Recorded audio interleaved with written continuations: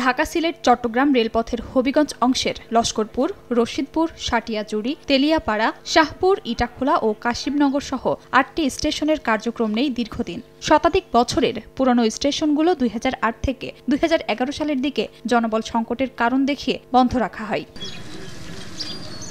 একই কারণে মনতলা ও নোয়াপাড়া স্টেশনটিও বন্ধের উপক্রম। এতে পরিত্যক্ত স্টেশন ও আশপাশের সরকারি জমি দখল করে রেখেছে প্রভাবশালীরা। এমনকি খোয়া যাচ্ছে স্টেশনের মূল্যবান যন্ত্রপাতি, আসবাবপত্র সহ বিভিন্ন মালামাল। স্থানীয়রা বলছেন, স্টেশনগুলো আবার চালু হলে এসব এলাকায় চাঙ্গা হবে ব্যবসা বাণিজ্য। রেললাইনটা বন্ধ হওয়ার পর থেকে আমাদের এলাকার যাতায়াত ব্যবস্থা খুবই অসুবিধাজনক। আমরা চাই যেটা চালু হইলে আমরা যারা ব্যবসা বাণিজ্য আছে আমরা অনেক লাভ হয়। জমিগুলা সাইডে দখল করে নিয়ে গেছে, যেগুলা পুনরুদ্ধার করে। আমাদের দাবি হচ্ছে সরকারের কাছে রেলটা পুনরায় আবার চালু করা হোক। রাতের অন্ধকারে দেখা যায় যে রেলের শিপগুলা চুরি করে নিয়ে যায়। আর সিলেট ঢাকার যে ট্রেনগুলো আছে যদি এদিকে যাতায়াত করার সময় দিকে দাঁড়ায় তাহলে আমাদের মনতলাবাসীর জন্য অনেক উপকার হবে।